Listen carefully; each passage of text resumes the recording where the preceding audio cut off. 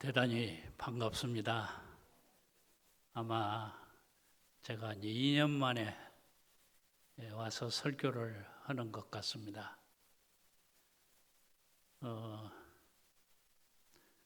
그동안에 코로나19 때문에 서로 활동하기도 힘들고 만나기도 힘들고 그러는데 이제 조금 풀어져서 만나기도 쉽고 또 활동하기도 상당히 좋아져서 오늘은 아주 가벼운 마음으로 왔고 또 여러분을 배우니까 꼭 하나님 얼굴을 보는 것처럼 아주 좋습니다. 제가 많이 늙었죠? 안 늙었어요? 그럼 거짓말을 마시고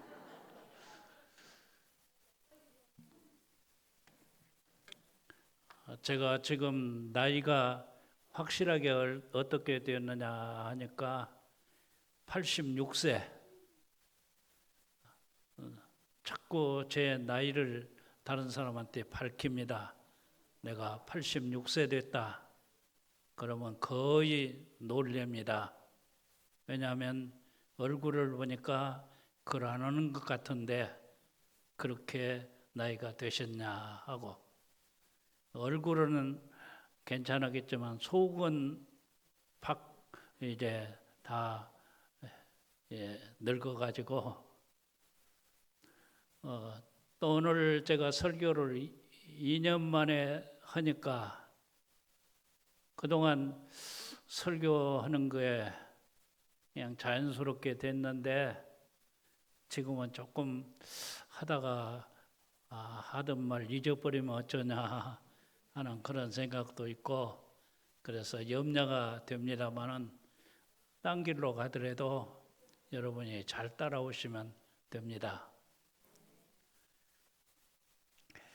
원래 오늘 설교를 성경 히브리서를 하려고 작년부터 준비를 했습니다.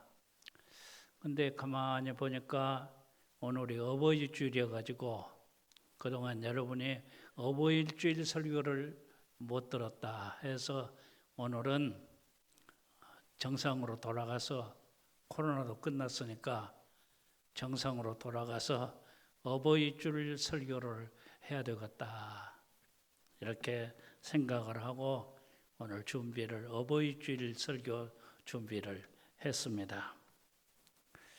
오늘 본문으로 택한 에베소서 6장 1절, 2절, 3절까지입니다만은 이 에베소 6장을 성경학자들이 해석하기를 이것은 가정의 복음이다. 그렇게 이야기를 합니다. 그러니까 가정에 대한 이야기. 이 가정에 대한 이야기에는 가정이라고 하는 것은 아주 중요한 관계들이 맺어 있습니다. 부모와 자녀의 관계, 또 형제들의 관계,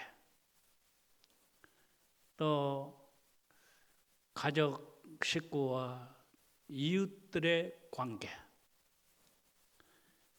그래서 6장 1절부터 쭉 보면 처음에는 어린이를 어떻게 할 거냐, 부모와 어린애들의 관계를 어떻게 할 거냐. 그 다음에 두 번째는 부모와 자녀와 부모의 관계를 어떻게 할 거냐. 좀 더 밑으로 내려가면 부부의 관계를 어떻게 할 거냐. 그리고 가족 식구와 그 종이라고 하는 표현으로 되어 있는데 이것은 이웃과의 관계를 어떻게 가지느냐. 이게 가정을 행복하게 하는 요인들이고 또 가정을 아주 복되게 하는 요인들입니다. 자녀가 부모를 잘 공경하지 않고는 가정의 행복이 만들어지지 않습니다. 부부가 서로 사랑하지 않고는 가정의 행복이 만들어지지 않습니다. 부모들이 자녀를 잘 키우지 않고는 행복한 가정이 될 수 없습니다. 그리고 그 가족과 주위의 사람들과 관계를 잘 형성해야, 오늘 성경에는 그 종으로 나옵니다만은 관계를 잘 가져야 행복한 가정이 될 수 있다 하는 것입니다. 오늘은 어버이 주일이니까 자녀들이 부모님께 어떻게 해야 되느냐 하는 것을 말씀드리려고 합니다. 오늘 자녀들이 부모님께 대해서 해야 될 것을 두 가지 이야기합니다. 하나는 부모님을 공경하라. 공경하라. 그 다음에 또 한 가지는 부모님께 순종해라. 자녀가 부모님께 해드릴 것은 부모님을 공경하는 일이고 또 부모님의 말씀에 순종하는 것. 이게 자녀들이 복받고 가정이 행복해지는 비결입니다. 자녀가 부모를 무시하고서는 절대로 행복한 가정이 될 수 없어요. 자녀가 부모님께 순종하지 아니하고는 절대 행복한 가정 만들 수가 없습니다. 자녀가 부모에 대해서 해야 될 일은 공경하는 일하고 순종하는 일하고.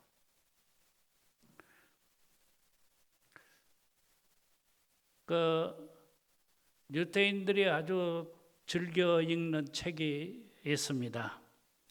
탈무드라고 책인데, 이 탈무드에 보면 부모를 어떻게 정의하고 있느냐? 바로 하나님께서는 자신을 대신해서 자녀들을 돌보기 위해서 가정에 부모를 주셨다.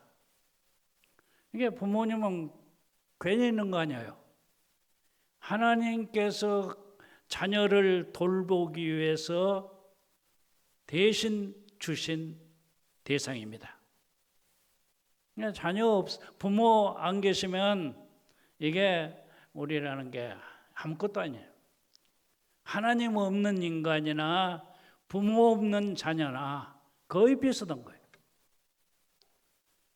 하나님께서 우리를 돌보시는데 직접 돌보시는 것이 아니라 부모를 통해서 우리를 돌보십니다. 바로 그분이 우리의 부모님입니다. 부모님은 바로 하나님을 대신해서 우리를 축복해 주는 대상이고, 부모님은 바로 하나님을 대신해서 우리를 보호해 주는 대상이고, 부모님은 바로 하나님을 대신해서 우리를 이끌어 주는 대상입니다. 그러니까 부모님을 공경해라 하는 그 공경이라고 하는 말은 우리 인간에게 꼭 두 대상을 향해서 하는 말입니다. 첫째는 하나님을 공경해라. 두 번째는 부모님을 공경해라. 부모님이 하시는 일이 바로 하나님께서 우리에게 하시는 일과 같기 때문에 부모님에 대한 우리의 자세는 하나님을 공경하는 것처럼 부모님을 공경해라. 이것이 바로 성경이 우리에게 교훈해 주시는 말씀입니다. 왜 부모님을 공경해야 되느냐? 몇 가지 이유가 있어요. 첫째는 부모님은 우리에게 필요한 것들을 주시는 분이기 때문에 공경해야 됩니다. 우리에게 필요한 것들, 물론 이제 어른이 되어가지고 성령이 되어가지고 자기가 활동할 때는 자기에게 필요한 것을 자기가 벌어서 쓰지만은 그 전에 우리에게 필요한 것을 우리가 해결할 수 없을 때 누가 그것을 해결해 줍니까? 바로 우리 부모님들이 우리에게 필요한 것을 다 공급해 주십니다. 부모님 내게 필요한 거, 먹을 거 필요하면 먹을 거 주시고 입을 것이 필요하면 입으로 또 주시고 우리가 어려움을 당하면 그걸 해결해 주시고 바로 인간들 가운데서 우리가 공경해야 될 대상은 어머니, 부모님이십니다. 부모님은 우리의 공경의 대상입니다. 우리나라에 유명한 작곡가가 있습니다. 이흥렬 씨라고. 이분이 일제강점기에 일본으로 유학을 갔습니다. 음악을 위해서, 음악을 배우려고. 아주 음악에 남다른 재능이 있기 때문에 일본으로 유학을 갔습니다. 일본에 가서 작곡을 전공하는데 꼭 필요한 것이 뭐냐면 피아노가 필요해요. 피아노 없이는 작곡을 하기가 힘들거든요. 그래서 어머님에게 편지를 썼습니다. 어머님, 내가 작곡을 해야 되는데 작곡을 연구해야 되는데 피아노가 없으면 도저히 안 됩니다. 그래서 피아노가 없으면 다시 한국으로 들어가겠습니다. 이 편지를 받고 그 어머니가 날마다 아침에 일찍이 산으로 가가지고 솔방울을 줍습니다. 저녁 늦게까지 솔방울을 줘가지고 그것을 보따리에 담아서 이고 시장으로 가서 팔아가지고 돈을 모으면 얼마 동안 그 일을 해가지고 결국 돈을 모았어요. 그때 돈으로 400원을 모았습니다. 이 400원이 얼마나 큰 돈이냐 하면 쌀 한 가마니에 13원 정도 하는 그런 때니까 여러분 이 400원이 얼마나 큰 돈인가를 아실 수 있어요. 그래가지고 400원을 모아가지고 아들한테 보내주면서 이영렬 아들한테 보내주면서 내가 이것을 마련했으니까 이것으로 피아노를 사고 음악 작곡을 전공하고 공부를 마치고 돌아오너라. 이렇게 해서 이분이 작곡을 전공하고 음악가가 되고 그 어머니의 은혜가 얼마나 큰지 어머니가 그 솔방울을 모아가지고 그걸 팔아서 자기에게 피아노를 사준 그 일이 얼마나 감사한지 한국에 돌아와서 처음으로 작곡을 하나 했습니다. 그 작곡이 뭐냐면은 어머니의 마음. 여러분 그 노래 잘 아시죠? 어머니의 마음.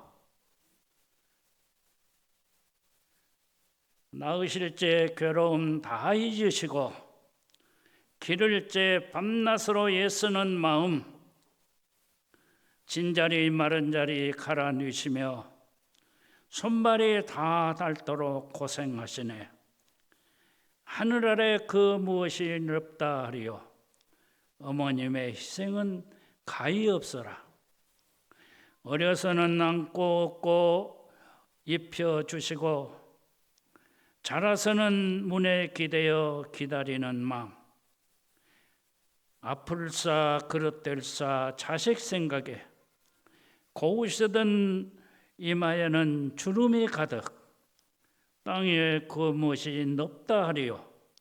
어머니의 정성은 지극하여라.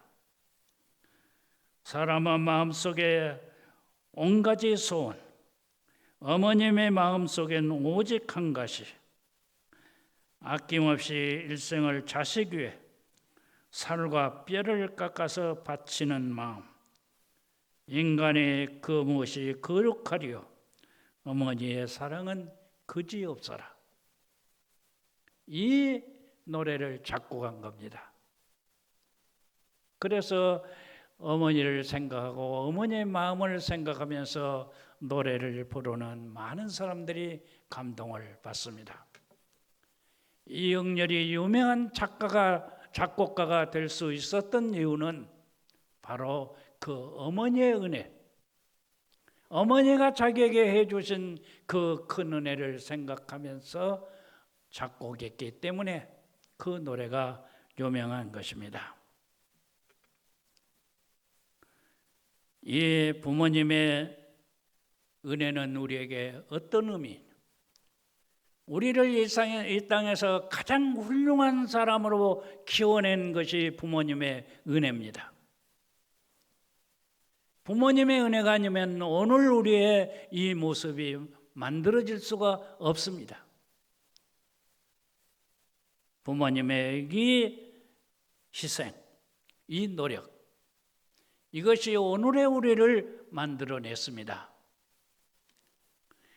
2차 세계대전에 승리를 한 영국의 총리 윈스턴 처칠에게 영국의 한 신문이 처칠이 이렇게 훌륭한 사람이 된 배경이 뭐냐고 그를 가르쳤던 유치원부터 대학까지 모든 그를 가르쳤던 선생님들을 전수조사를 했습니다. 그리고 그 선생님들의 이력을 쭉 쓰면서 오늘 처칠을 만들어낸 위대한 스승들이라고 그렇게 신문에 냈습니다. 이것을 본 이 윈스턴 처칠이 그 신문사에게 자신의 마음을 담은 짤막한 편지 한 통을 보냈습니다. 귀 신문사에서는 나의 가장 위대한 스승을 찾아내지 못했습니다. 그분은 바로 나의 어머니이십니다. 어머니는 내 인생의 나침반이었습니다. 처칠이 생각할 때 자기가 이렇게 훌륭한 사람으로 성장한 그 배경에는 바로 그의 부모님의 은혜다.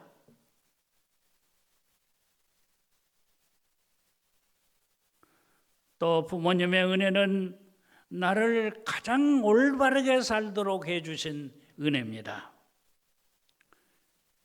우리가 그래도 올바르게 살도록 노력하고 올바르게 살아가는 이유가 바로 부모님의 영향이에요.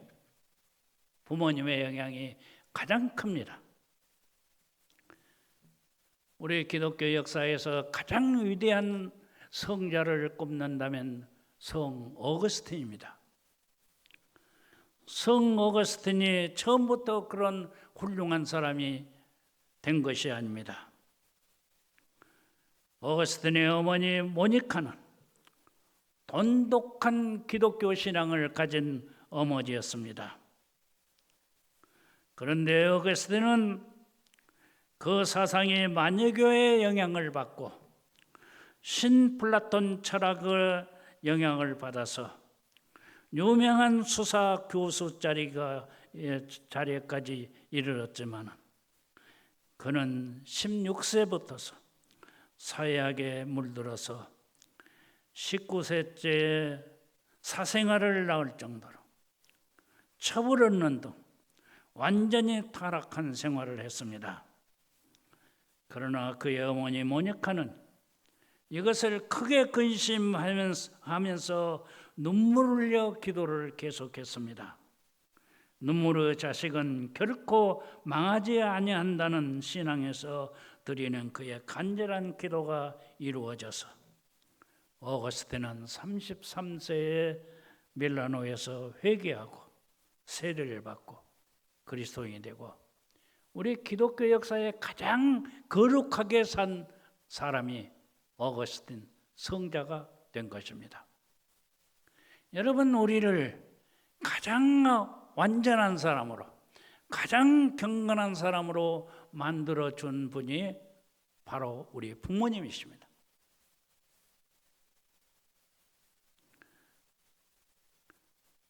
부모님은 내게 모든 필요한 것을 주셨고, 부모님은 나를 가장 큰 인물로 길러냈고, 부모님은 나를 가장 올바르게 살도록 해주신 분이십니다.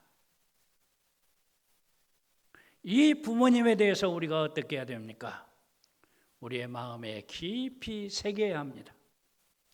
부모님의 은혜를 깊이 새겨야 합니다. 깊이 기억해야 합니다.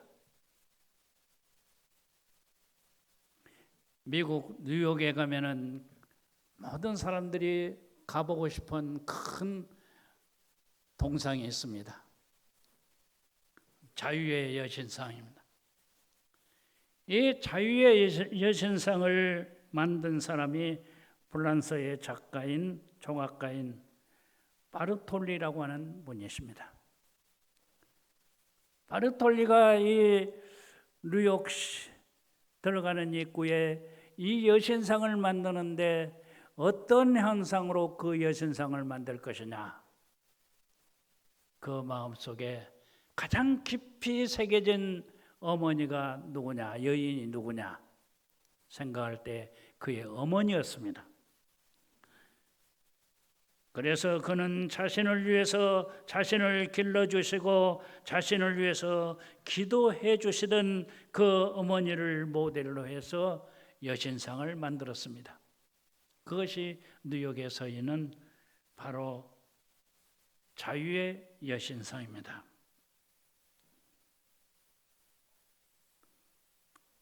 우리의 마음속에 제일 깊이 기억되고 우리의 마음속에 가장 오래오래 기억되는 대상이 누구냐 하면 우리 부모님이십니다.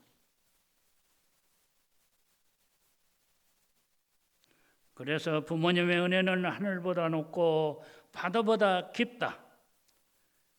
이러한 부모님, 이런 부모님에 대해서 우리가 해야 될 일이 뭐냐? 성경은 아주 간단하게 말합니다. 공경해라. 공경해라. 부모님을 공경해라. 부모님을 공경하는 것이 효도입니다.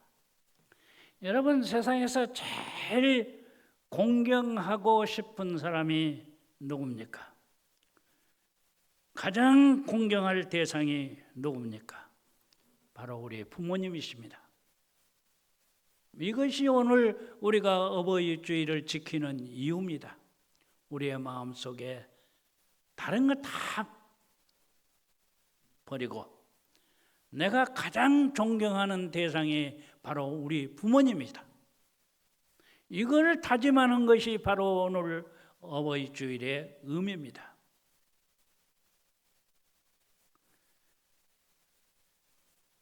부모님을 공경한다고 하는 것이 어떤 의미가 있습니까? 부모님을 존경하는 마음을 가지고 지내라. 부모님에 대해서 무시하거나 부모님에 대해서 귀찮게 생각하거나 부모님에 대해서 그냥 아무렇게도 생각 안 하는 것이 아니라 나는 내 부모님을 가장 존경한다. 여러분, 여러분의 부모님을 얼마나 존경하십니까? 세상에서 나는 내 부모님을 가장 존경한다. 이것이 자녀된 우리의 당연한 것입니다. 또 이런 귀한 부모님들에 대해서 공경한다고 하는 것이 무엇입니까? 부모님의 뜻을 순종한다. 부모님의 뜻을 순종한다. 부모님이 원하는 것을 내가 순종한다. 그리고 이 부모님을 공경하는 것은 모든 것의 기초가 첫째가 되는 것이라고 했습니다. 우리에게 가장 중요하고 가장 첫째되고 가장 해야 될 것이 바로 부모님을 공경하는 일입니다. 이것이 첫째입니다. 부모님을 공경해야 가정은 행복한 가정이 만들어집니다. 별스럽게 해도요, 부모 공경하지 않고는 행복한 가정이 될 수 없습니다. 여러분 가정에 행복이 없다면, 부모님을 공경하는 가정이 되시면 가능합니다. 부모님을 공경하는 것은 바로 우리 인간이 지켜야 될 모든 윤리와 도덕의 기초입니다. 우리가 어떻게 사람답게 사느냐? 이 땅에서 우리가 어떻게 온전한 생활을 하느냐? 부모님을 공경하면 거기에 다 대답이 있습니다. 부모님을 공경하는 것은 신앙의 기초입니다. 어떻게 신앙생활을 잘하느냐? 부모님을 공경할 때 신앙생활도 제대로 할 수가 있습니다. 부모 공경하지 않고는 신앙생활을 제대로 할 수가 없습니다. 부모 공경하는 것이 우리에게 어떤 의미가 있느냐? 바로 축복의 기초입니다. 내 아버지와 어머니를 공경하라. 이것이 약속 있는 첫 계명이니 이는 네가 땅에서 잘 되고 장수하리라. 바로 우리의 축복이 어디에 있느냐? 축복의 길이 어디에 있느냐? 부모님을 공경할 때 가정이 축복을 받습니다. 내가 축복을 받고 자녀들이 축복을 받습니다. 부모님을 공경하지 않고서는 절대로 축복을 받을 수가 없습니다. 브라질에 가면은 수도인 부에노스아이레스라고 하는 도시가 있습니다. 그 도시에서 자녀들한테 맞고 사는 부모들이 따로 모아서 사는 집단이 있습니다. 자녀들한테 맞고 사는 부모들. 그래서 한 교수가 그 집단에 들어가서 그 사람들이 어째서 자녀들한테 맞고 사느냐 하고 연구를 해보니까 그 사람들이 대부분이 청년 때 부모를 구타하고 때리고 자기가 한 대로 자기가 받는 거예요.